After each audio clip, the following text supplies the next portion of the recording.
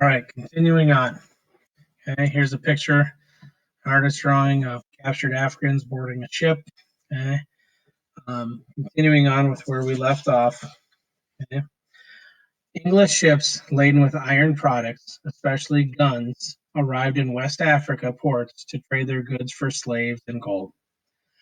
Africans who became enslaved had previously lived freely in Africa, but became victims of kidnapping by slave raiders. Many of these raiders were Africans armed with guns supplied by European slave traders. Enslaved Africans were considered to be valuable workers. Captured Africans were loaded onto ships destined for parts of North America. This trade route from West Africa to North America became known as the Middle Passage. If the West Indies was their final destination, enslaved Africans were exchanged for goods such as molasses and sugar that were then transported to the southern colonies.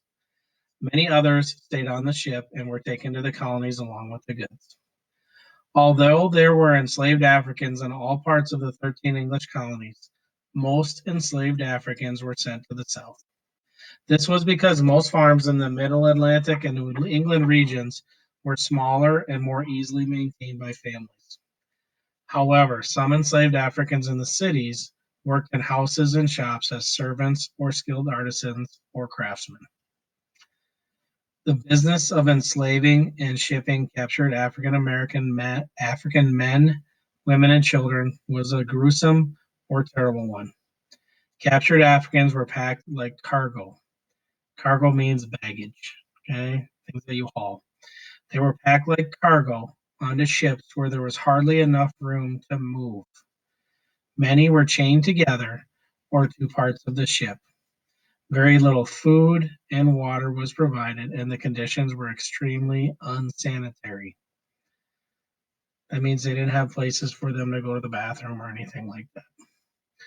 There was usually no medical assistance for those who became sick. The journey itself could take 6 to 10 weeks to complete. The Africans had no idea where they were going or if they would even survive the journey. So think about these Africans being kidnapped and put onto ships, essentially where they had no room to move around on these ships for 6 to 10 weeks and not even having any idea where they were going. That had to be a very terrible and traumatic experience for all of them.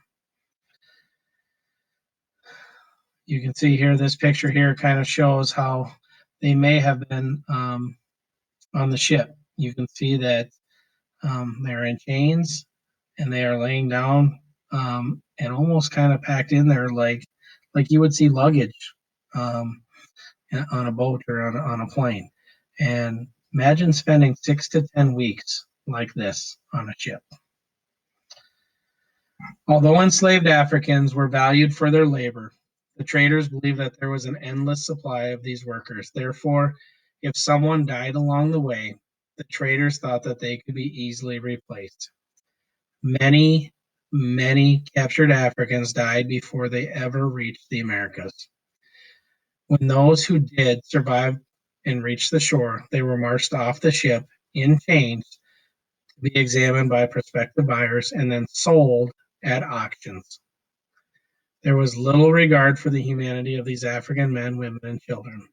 The main objective was to put them to work on plantations to make a lot of money for the Europeans. Okay, so again, a very sad time in our history that people were treated like this in our country. You can stop here. This is the last pages for today, and go ahead and finish answering the rest of the questions. I will see you guys tomorrow. I'll have chapter 7 tomorrow. You guys have a great day.